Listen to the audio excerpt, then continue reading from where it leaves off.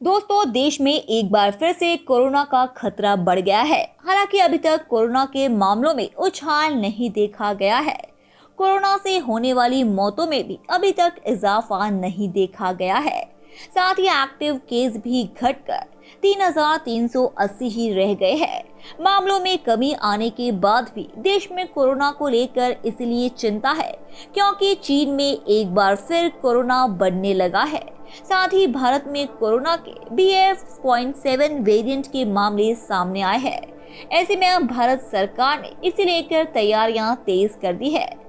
जी हाँ, देश में कोरोना के खतरे को देखते हुए केंद्र सरकार अलर्ट पर है। इसी बीच केंद्रीय स्वास्थ्य मंत्रालय ने राज्य सरकारों को लेटर भेजा है। इसमें लिखा है कि देश में कोरोना की रफ्तार धीमी है, लेकिन हमें आने वाली चुनौती के लिए पहले से ही तैयार रहना चाहिए। मंत्रालय ने सभी राज्यों को निर्देश दिया है कि ध्यान रखें कि ऑक्सीजन की सप्लाई में कमी न आए। साथ ही वेंटिलेटर और ऑक्सीजन सप्लाई की मशीनें दुरुस्त रखी जाए। देश में बीते 24 घंटे में यानी शुक्रवार को कोरोना के 163 नए मामले सामने आए थे। इसके साथ ही कोरोना के एक्टिव केस भी कम हुए हैं।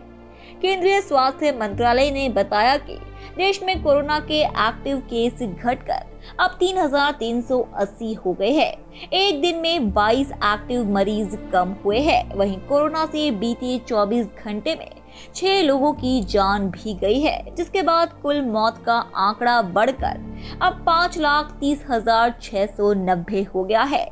इससे पहले 22 दिसंबर को देश में कोरोना वायरस के 185 मामले सामने आए थे, जिसके बाद देश में कुल एक्टिव केस की संख्या बढ़कर 4,46,76,515 पहुंच गई थी। वहीं 21 दिसंबर को कोरोना के महज 131 मामले सामने आए थे। इस दिन केवल 3 लोगों की कोरोना से मौत हुई। मामलों में कमी इसलिए भी है क्योंकि कोरोना टेस्टिंग में भी काफी कमी आई है। देश में जुलाई के बाद से ही कोरोना के मामलों में गिरावट आने लगी थी।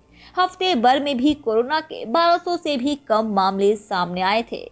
स्वास्थ्य मंत्रालय के आंकड़ों के मुताबिक 14 से 23 दिसंबर यानी 10 दिनों के अंदर देश में कोरोना के 1,566 मामले सामने आए हैं।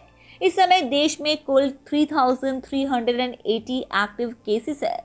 इस समय देश में कोरोना टेस्टिंग कम हो गई है। सरकारी आंकड़ों के मुताबिक जून 2022 तक देश भर में 13.8 लाख से भी ज्यादा एलोपैथिक डॉक्टर है। इनके अलावा 5.64 लाख आयुष डॉक्टर भी है। इस हिसाब से भारत में हर 834 लोगों पर एक डॉक्टर है। कोरोना से लड़ने के लिए केंद्र और राज्य सरकारें तैयारियों में जुटी है। इंटरनेशनल यात्रियों के लिए आज से भारत में रैंडम कोरोना टेस्ट जरूरी हो गया है। इसके अलावा बीते दिन नेजल वैक्सीन को भी कोविन पोर्टल में जोड़ा गया। इसका इस्तेमाल बूस्टर डोज की तरह होगा। गुरुवार को मीटिंग के दौरान पीएम मोदी ने मास्क पहनने और सोशल डिस्टेंसिंग की अपील की थी। इसके अलावा उन्होंने टेस्टिंग बढ़ाने और कोविड सैंपल की जीनोम सीक्वेंसिंग कराने पर जोर दिया। उन्होंने कहा कि त्योहार आ रहे हैं, इसलिए लोग मास्क पहने।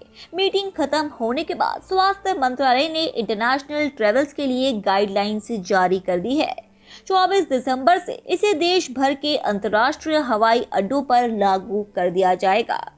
धन्यवाद दोस्तों, उम्मीद है कि आपको हमारे द्वारा बताई गई जानकारी काफी पसंद आई होगी। इसीलिए ऐसे ही रोचक तथ्यों और रहस्यों को जानते रहने के लिए हमारे इस चैनल को सब्सक्राइब करें। अपनी प्रतिक्रिया कमेंट बॉक्स में दें, उसे लाइक करें और अपने दोस्तों रिश्तेदारों को भी इस जानकारी से रूबरू कराने के लिए हमारे इस चैनल को ज़्यादा से ज़्यादा शेयर करें। धन्यवाद।